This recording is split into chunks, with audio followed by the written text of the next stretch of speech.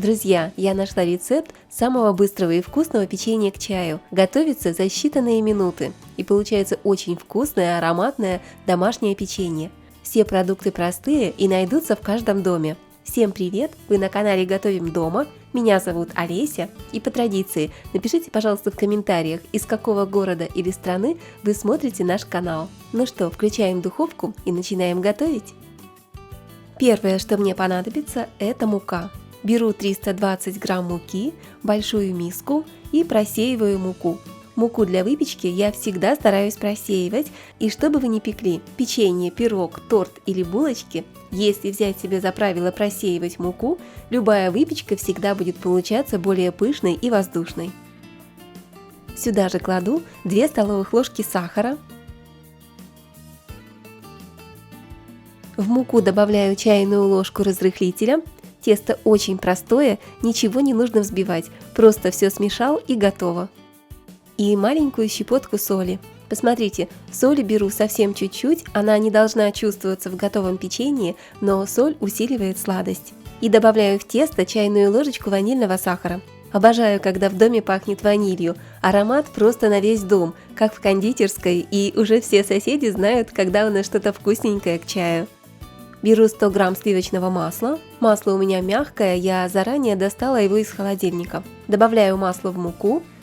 И вот так быстренько смешиваю все прямо руками. Все делается очень быстро, и вот такая мучная крошка должна получиться. У меня на это ушло не больше минуты.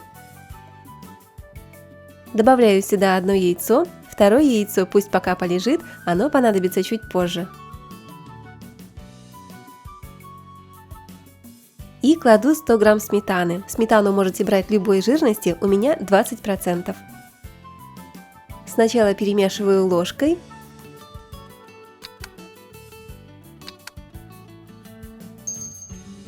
И затем быстро замешиваю тесто руками.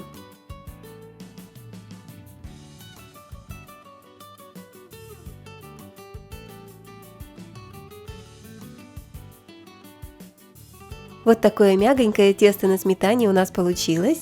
Можно оставить тесто отдохнуть минут на 10, но это не обязательно. Если оставляете тесто отдыхать, то обязательно накройте его тарелкой или миской, чтобы не заветрилось. Тесто уже отдохнуло. Беру скалку и слегка раскатываю тесто. Делаю вот такой круг. Он не обязательно должен быть сильно ровным, наоборот, делаю так, как получается, ведь у нас простая домашняя выпечка.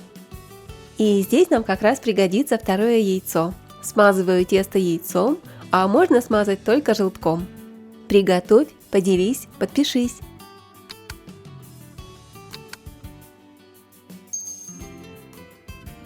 И сверху посыпаю сахаром. Сахаром посыпаю по вкусу, у меня ушло примерно 2 столовых ложки.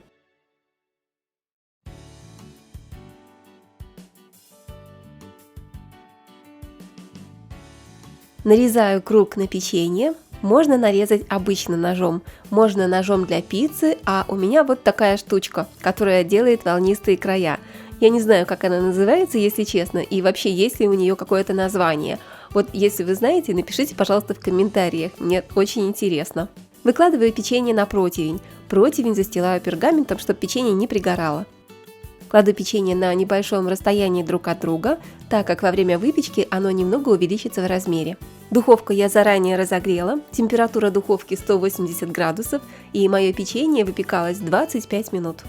Посмотрите, какая красота получилась! Печенье получается вкусное, мягонькое, слоистое, в меру сладкое и рассыпчатое. И посмотрите, какой чудесный разлом у печенья, видно, какое оно мягкое в серединке. Можете приготовить такое печенье хоть на неделю, оно отлично хранится в закрытом контейнере.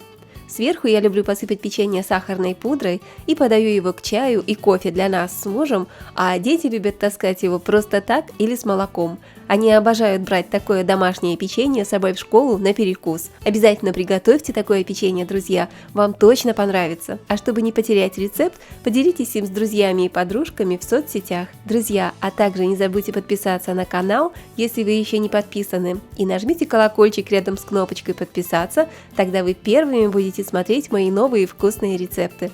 Новые видео на канале выходят 2 раза в неделю. Желаю вам приятного аппетита, прекрасного настроения. С вами была Олеся на канале Готовим дома. Пока-пока и скоро увидимся!